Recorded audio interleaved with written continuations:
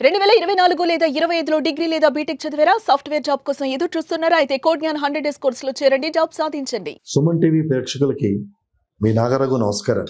గత 10 రోజులుగా ఉన్నత న్యాయస్థానాన్ని, భారతదేశంలో చాలామంది మేధావుల్ని, అలాగే అనేక రకాల సాంస్కృతిక వర్గాల వారిని కుదిపివేస్తున్న అంశం ఈ కుటుంబ వ్యవస్థకు సంబంధించిన విషయాలు. అంటే కుటుంబ వ్యవస్థ మెయిన్ ఎందుకు ఇంత బర్నింగ్ టాపిక్ అవ్వటం జరిగిందంటే, ఎంతోమంది ఎన్నో రకాలుగా వాళ్ళ బాధల్ని భరించలేక వాళ్ళు ఈ లోకాన్ని వదిలిపెట్టడం జరుగుతుంది. కానీ స్పెసిఫిక్గా ఎవరైతే ఎప్పుడైనా మేము బలాని వాళ్ళు మా చావుకు కారణం, వాళ్ళ హెరాస్మెంట్ తట్టుకోలేక మేము మరణిస్తున్నాం, ఇలాంటి పరిస్థితి ఎవరికీ జరగకూడదు అనే విషయాల్ని వైరల్ చేసి వాళ్ళు కాలం చేస్తారో, that issue will become a sensitive issue among the circles. ఎన్నో జరగచ్చు. ఇప్పుడు అలాగే హత్యలు, మానభంగాలు, దొంగతనాలు, దోపిడీలు నిత్యం ఎక్కడొక్కడో జరుగుతూనే ఉంటాయి.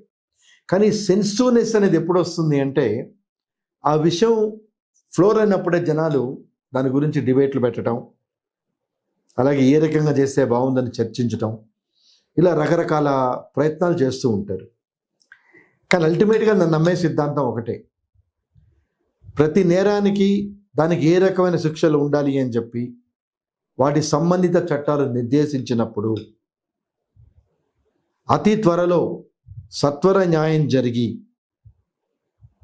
నేరం చేసిన వాళ్ళు శిక్షించబడ్డారు అనే విషయాన్ని న్యాయస్థానాలు ఎంత త్వరగా నిర్ణయిస్తాయో అప్పుడే వెసులుబాటు జరుగుతుందనే విషయాన్ని గమనించాలి. ఎందుకంటే చాలా దేశాలతో పోలిస్తే మన భారతదేశంలో జ్యుడిషియరీ సిస్టమ్ డిసైడ్ చేసే విషయాలు it takes its own course of time. అంటే ఈరోజు నేరం జరిగితే దాని ఎండ్ రిజల్ట్స్ రావటానికి కనీసం 3-4 సంవత్సరాలు పడుతుంది. అలాగే తొందరగా కేసులు పరిష్కరించాలి, కొన్ని మార్గదర్శకాలు టైం ఫ్రేమ్ ఫిక్స్ చేసిన domestic violence, even 498A maintenance కేసులు ఎక్సెట్రాలో కూడా. ఎందుకంటే ఈ యొక్క చట్టాల ముఖ్య ఉద్దేశం విమెన్ ఫ్రెటర్నిటీని కాపాడుకోవాలనే ఉద్దేశంతో వాళ్ళకి ప్రొటెక్షన్గా ఇవ్వటానికి, హెరాస్మెంట్ ఆఫ్ హస్బెండ్స్ నుంచి తప్పించుకోవడానికి ఈ చట్టాలు నిర్దేశించబడితే, వాటికి తగిన ఎడ్యుడికేషన్ లేకుండా వీగిపోతున్న కేసులు ఎన్నో ఉన్నాయి. అంటే దీనికి ఎవరు బాధ్యులు అనే ప్రశ్న కనుక మనం వేసుకుంటే, ప్రతి చర్య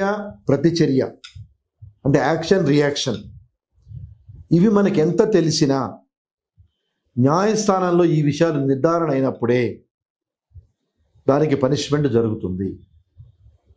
అంటే నేరం చేసిన వారికి ఏది తప్పు ఏది ఒప్పు అని ఇండియన్ పీనల్ కోడ్, కొత్తగా వచ్చిన భారత న్యాయ సమితి చాలా స్పష్టంగా విశదీకరించింది.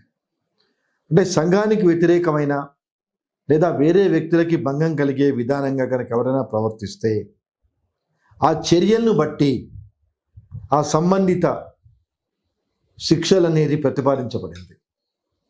సో ఒక కంప్లైంట్ ఇవ్వగానే పోలీసులు దాన్ని రిజిస్టర్ చేసుకొని ఇన్వెస్టిగేషన్ చేస్తారు. ఈ ఇన్వెస్టిగేషన్ చేసినప్పుడు ఇన్వెస్టిగేషన్లో వచ్చిన అవుట్కమ్ను బట్టి వాళ్ళు ఛార్జ్ షీట్ అనేది వేయటం జరుగుతుంది. ఛార్జ్ షీట్ వేసినంత మాత్రాన, అంటే ఛార్జ్ షీట్లో నేరం నిరూపణ అయింది, సాక్షులందరూ నేరం జరిగిందని చెప్పారు లేదా వాళ్ళు చూశారని చెప్పారు అనే రకమైన విషయాలు ఛార్జ్ షీట్లో ఉన్నా, ఇవి న్యాయస్థానంలో నిర్ధారణ కానంత వరకు అతను దోషి అని మనం నిర్ధారించలేము. అంటే ఈ సందర్భంలో ఈ పర్టికులర్ విషయాలు చెప్పాల్సిన అవసరం ఎందుకు వచ్చిందంటే, వేల సంఖ్యలో కేసులు ఉన్నాయి, వేల సంఖ్యలో. ఈరోజు ట్రయల్ కోర్ట్ అనుకోనివ్వండి, ఉన్నత న్యాయస్థానం అనుకోనివ్వండి, సుప్రీంకోర్టు అనుకోనివ్వండి, వేల కేసులు ఉన్నాయి. అంటే నేరం జరిగింది అని చెప్పి వాళ్ళ మీద కేసులు పెట్టి వాళ్ళని అరెస్ట్ చేయటము, అలాగే బెయిల్ మీద విడుదల చేయటము, తర్వాత ఈ కేసుని విచారణ జరిపించడము చేస్తున్నప్పుడు పోలీసు వారు కలెక్ట్ చేసిన నిజ నిర్ధారణ విషయాలు కోర్టులో ఎందుకు రుజువు కావట్లేదు అనేది చాలా తీవ్రంగా ఆలోచింపజేసే విషయం. నేరం చేశాడని అరెస్ట్ చేస్తున్నారు. ఆ నేరానికి సంబంధించిన గ్రావిటీని బట్టి అతన్ని జ్యుడిషియల్ రిమాండ్లో పెడుతున్నారు. It may take 10 days, it may take some times more than 100 days. విచారణ జరిగే వరకు బెయిల్ ఇవ్వద్దు అన్న సందర్భాల్లో సంవత్సరాల తరబడి జైల్లో ఉంటున్నారు. తర్వాత నేర నిర్ధారణ అయితే కన్విక్షన్ కింద అదే జైల్లో కంటిన్యూ అవుతున్నారు. కానీ ఇదే నేర నిర్ధారణ విషయం పై కోర్టులోకి వెళ్తే ఎందుకు నిలవట్లేదు?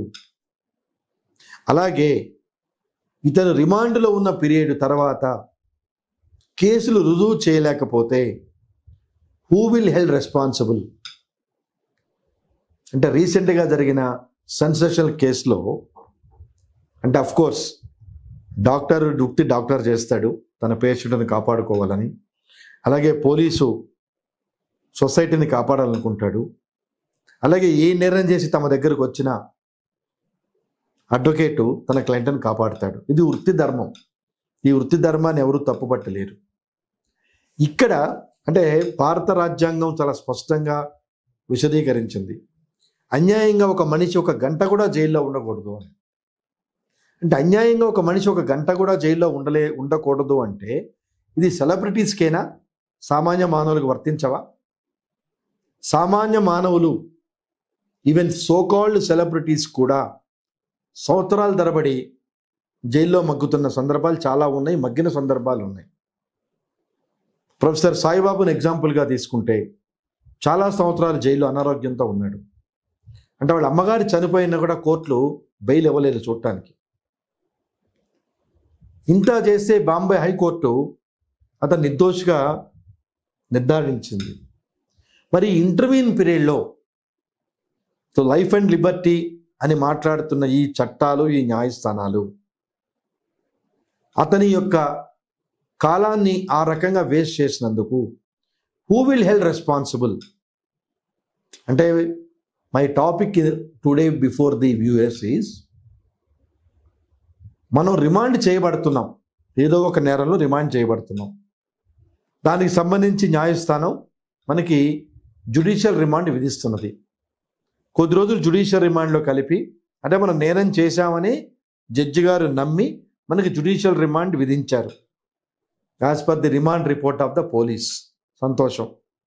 కేసు ట్రయల్కి వచ్చింది, కేసు నిర్ధారణ కాలేదు. The accused will become set free. ఈ ఇంటర్వ్యూన్ పీరియడ్ ఎవరు భరిస్తారు? ఈ loss of life, loss of time, loss of prestige, అంటే ఈ స్టిగ్మాస్ ఎవరు భరిస్తారు? ఈ పిల్లలు ఉన్నారు చేశారు అంటే ఈ స్టిగ్మాస్ ఎవరు భరిస్తారు? దీనికి అకౌంటబిలిటీ లేదు. అంటే ఒక జడ్జి ఇచ్చిన జడ్జిమెంట్ ఒక కోర్టులో పై కోర్టు దాన్ని రివర్స్ చేస్తుంది. చాలా సందర్భాలు చూస్తాం. కింద కోర్టు శిక్ష వేస్తే ఇదే శిక్ష సుప్రీంకోర్టు వరకు కంటిన్యూ అవుతుందని చెప్పలేం. దాన్ని రివిజన్లో చేంజ్ అవ్వచ్చు, అపీల్లో చేంజ్ అవ్వచ్చు, ఏ స్టేజ్లో అయినా ఏ రకంగా చేంజ్ అవ్వచ్చు. అలాగే ఒక నేరస్తుడు తప్పు చేయలేదు అని కనుక ట్రయల్ కోర్టు వదిలేస్తే దాని మీద ప్రభుత్వం అప్పీలుకు పోయినప్పుడు లేదా బాధితులు అప్పీలుకు పోయినప్పుడు అక్కడ చట్టం కూడా తీర్పు కూడా విభిన్నంగా ఉండొచ్చు. All set and done. ఒక మనిషి గంట కూడా అన్యాయంగా న్యాయస్థానంలో ఉండకూడదనే ప్రాతిపదిక మీద న్యాయస్థానాలు పనిచేస్తున్నప్పుడు ఈ న్యాయం అనేది సామాన్య మానవులకు అందుబాటులో ఉండదా అనేది ఇటీవల కాలంలో జరుగుతున్న కొన్ని కేసుల పరిణామాల్లో ఉత్పన్నమవుతున్న ప్రశ్నలు. Life is life for everybody. మిమ్మల్ని కోసం నెత్తురు ఎర్రగా వస్తుంది, నన్ను కోసం నెత్తురు ఎర్రగానే వస్తుంది. ప్రపంచంలో ఎవరైనా ఒకేలాగా పుడతారు. Maybe caesarean, maybe natural delivery తప్పించి ఆకాశం నుంచి ఎవరు ఊడిపడలేదు. బట్ ఈ extension of benefit of judiciary or legal process, why it is differentiating from person to person అనేది మోస్ట్ ఇంపార్టెంట్ క్వశ్చన్. అలాగే కొన్ని సందర్భాల్లో చాలా ఏళ్ల క్రితం జరిగిన నేరాలైనా ఇప్పుడు కంప్లైంట్ ఇచ్చి దాన్ని వెసులుబాటు చేయాలి అంటున్నప్పుడు ఈ మధ్యలో ఎన్నో రకాలైన మార్పులు జరుగుతూ ఉంటాయి. ఫర్ ఎగ్జాంపుల్ పోక్సో కేసులో ఎగ్జాంపుల్గా తీసుకుందాం. 18 ఏళ్ళలోపు అమ్మాయిని ఆ అమ్మాయి ఇష్టంతో కానీ ఆ అమ్మాయి పేరెంట్స్ సహకారంతో కానీ పెళ్లి చేసుకుంటే నేరమని పోక్సో చట్టం చెప్తున్నది. ఇటీవల కాలం 16 సంవత్సరాలు అప్పుడు అమ్మాయి పెళ్లి చేసుకుంది, ఆ అబ్బాయితో వెళ్ళిపోయింది. పోలీస్ ఎంక్వైరీ చేసి అమ్మాయి మధ్యప్రదేశ్లో ఉందని పట్టుకొచ్చారు. చక్కగా 2 పిల్లలు సంసారం చేసుకుంటుంది, బాగానే ఉంది. కోర్టులు కానీ ఈ పోలీసు వ్యవస్థ కానీ లీనియంట్ వ్యూ తీసుకోకుండా అమ్మాయి మైనర్గా ఉన్నప్పుడు నువ్వు పెళ్లి చేసుకున్నావని పెట్టిన కంప్లైంట్ని యాక్టివేట్ చేసి రిమాండ్లో ఉన్నాడు. ఇప్పుడు అమ్మాయి మధ్యప్రదేశ్ నుంచి వచ్చి హైదరాబాద్లో పోలీసులు పిలిచారు. వచ్చిన అమ్మాయి 2 పిల్లలు పెట్టుకొని భర్త రిమాండ్లో ఉన్నప్పుడు ఎప్పుడు వస్తాడో తెలియదు. అంటే what ultimately the rendering of justice to the society or people nothing but part and parcel of the society. అంటే ఒక కేసులు జరుగుతూ ఉన్నప్పుడు దాని తీవ్రత అనేది ఎందుకు ఎనాలిసిస్ చేయలేకపోతున్నారనేది అర్థం కాని విషయం. ప్రతి దానికి చట్టాలు ఉన్నాయి, ప్రతి దానికి ఏ రకంగా చేయాలనే నిర్వచనాలు ఉన్నాయి, అలాగే ప్రతి విషయం మీద జడ్జిమెంట్లు ఉన్నాయి, తీర్పులు ఉన్నాయి, ఉన్నత న్యాయస్థానాల తీర్పులు కూడా ఉన్నాయి.